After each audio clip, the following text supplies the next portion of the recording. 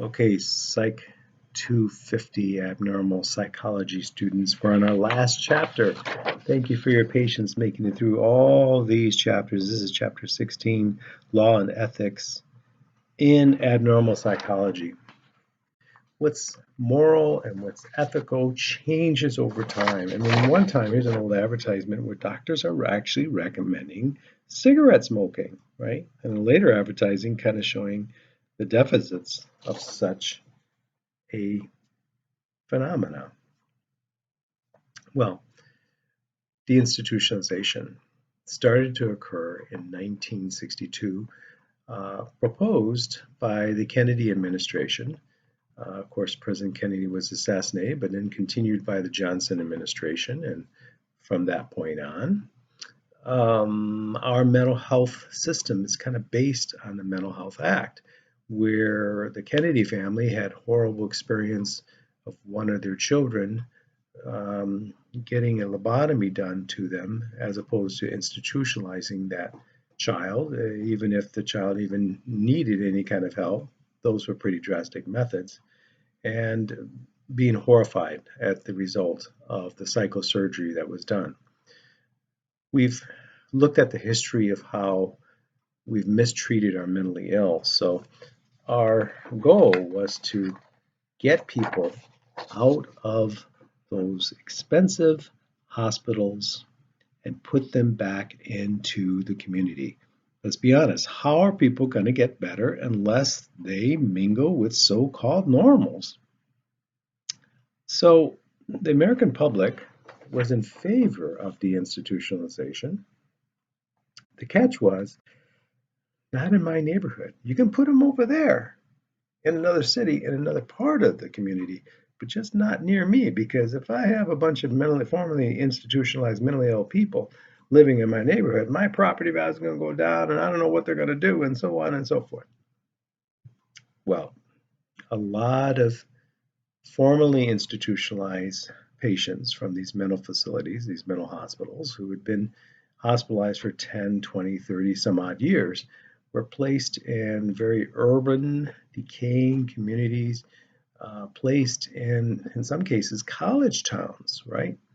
Urban settings of college towns. Now you would think, well, why would they put them in college towns? Well, more renters, less homeowners to complain, plus easy access if college students needed to study them. Plus, on a Saturday night, if there's a lot of partying going on, who's going to know the difference between a fraternity member, a sorority member who's out drinking versus a mentally ill person? All right. That leads me to my case study called "And the Walls Moved." Speaking of university towns, Ypsilanti, Michigan happens to be the city I spent 6.5 years at, going to school, getting my bachelor's of science in psychology, getting my master's in science in clinical psychology.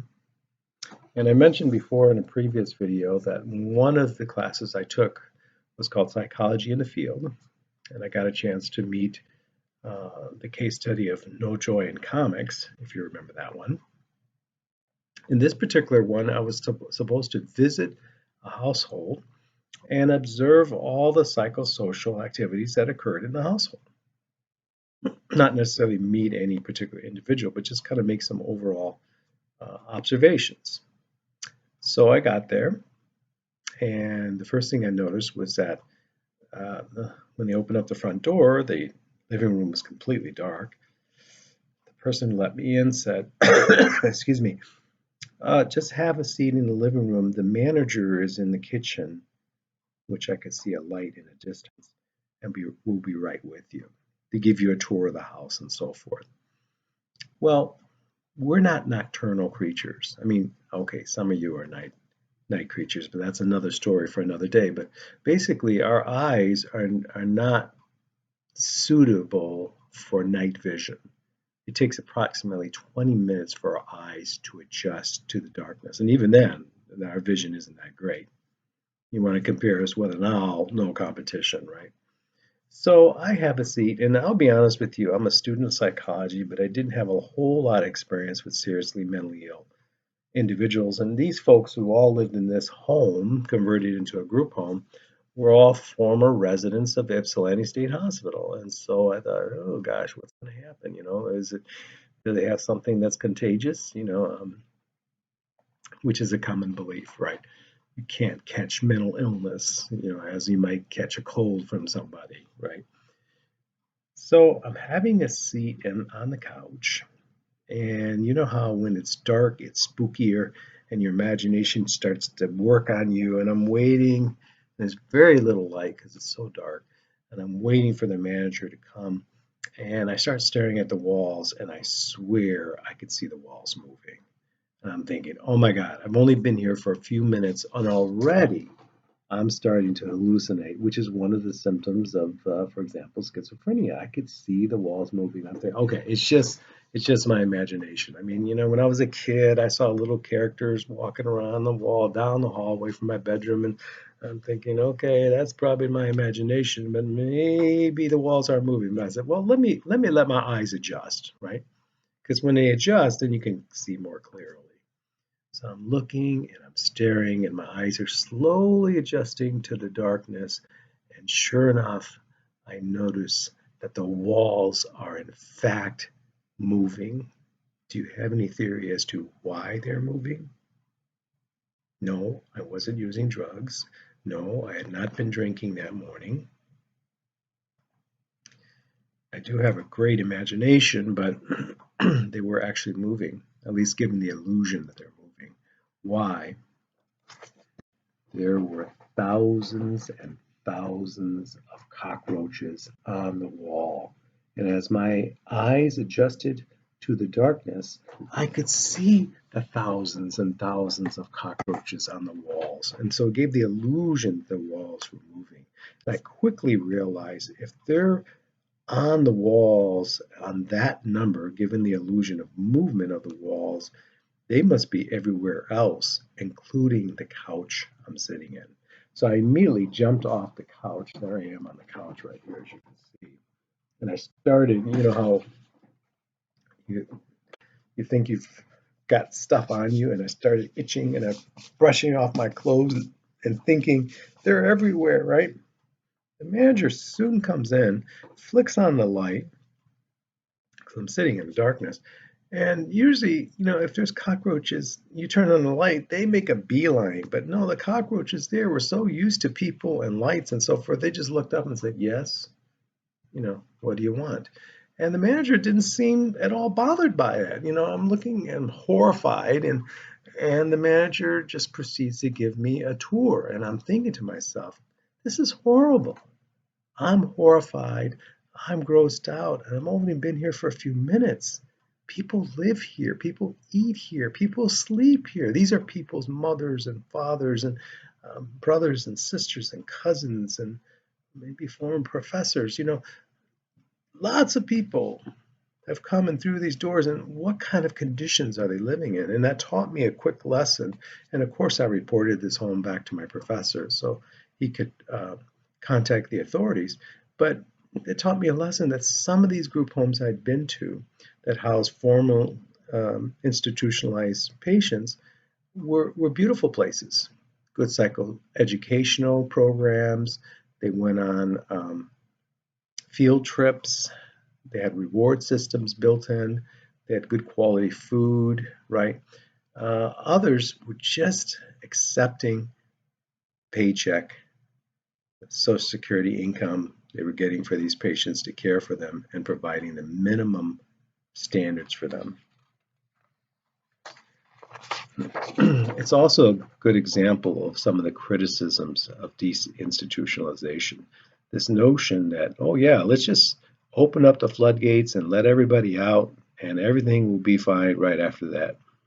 But today we still see the outcome of the reduction of our mental facilities. It was really easy for us to say, let's save a lot of money. I mean, it's very expensive to house somebody in a hospital. I mean, a few years back, I was in a hospital for some surgery. I got a bill for $70,000 was only there for 3 days. I mean, even the food wasn't even that good. And so if you see me on the corner selling oranges, don't pretend like you don't know me, you know. Um, the idea, the concept was good. We should clear out. But the follow through or the follow up of these individuals, a lot of folks fell through the cracks. And to this day, we see a lot of people falling through the cracks that clearly need our help. Maybe talking to themselves, pushing a cart, looking very dirty, disorganized, disheveled. But we can't institutionalize them because why? We don't have a legal right to, unless they're a danger to themselves or to others, or they are endangering of harming themselves because of poor care. They don't understand the quality of care. They're not eating or whatever. Can't do anything about it. Can't do anything about it. So that's kind of like the other end of the pendulum where we were just institutionalizing people because we didn't like them or because we wanted to inherit their money. So we just made up stories about them, or we're burning people because we thought they were witches and they might have been just mentally ill. We've come a long ways, but the law is very interesting. You have rights, and thank goodness you have rights because you don't want people just saying, well, so and so is acting crazy, lock them up. You have to be assessed, and it has to be signed by a licensed psychologist, psychiatrist, somebody who has that ability to sign over your rights. In California, we call it 5150, right? To hold you against your will, so to speak. Once you're in the legal system, you have a variety of rights, and you have a right to legal counsel. But you know how it is when it comes to legal counsel. Unless you have resources, sometimes you're given whatever's available. And if it's a public defender, guess what? They have hundreds of cases they have to deal with, and they may not give you the best effort. Not that they don't want to, they just don't have the time to do that. Now, if you commit a crime, then the criminal law system gets involved, and it gets complicated because, are you guilty of the crime, or perhaps not guilty because you're not in the right state of mind? Are you even competent to even stand trial? And of course, we watch all those programs where people sort of fake mental illness. If you've ever wanted to see an interesting movie about hospitalization, watch the rather old movie called One Flew Over the Cuckoo's Nest, where a fellow who's institutionalized in a prison really sort of pretends to be crazy and gets placed in a mental facility, thinking this is a much better option than being locked up in the prison, and finding out that's not necessarily, the old expression, the grass is greener on the other side, right? Now, your lawyers or legal defendants will use whatever they can to justify their behavior, whatever they can. And the McNaughton rule looks at the right and wrong. Are you capable, or were you capable at the time of the crime to really know the difference between right and wrong? If you recall the case study of the Albertsons man, was he in his right state frame of mind when he took out that sword at Albertsons, just a few blocks away from where I live? And we don't know because he's deceased, but we can kind of guess that he wasn't, right? He's probably delusional. Maybe he was hallucinating. We don't know. We do have evidence that he stopped taking his medications and he slipped through the cracks. There wasn't somebody there to make him take his meds or follow through with them on a consistent basis, right? We look at impulse, what led to that particular action. And of course, some people don't even remember their behaviors because of their psychotic state, so to speak. Or maybe they're on certain meds that produce some side effects, right? So the law has struggled with this issue for quite some time. And we've even come up with a concept called insanity, which we're going to talk about next video.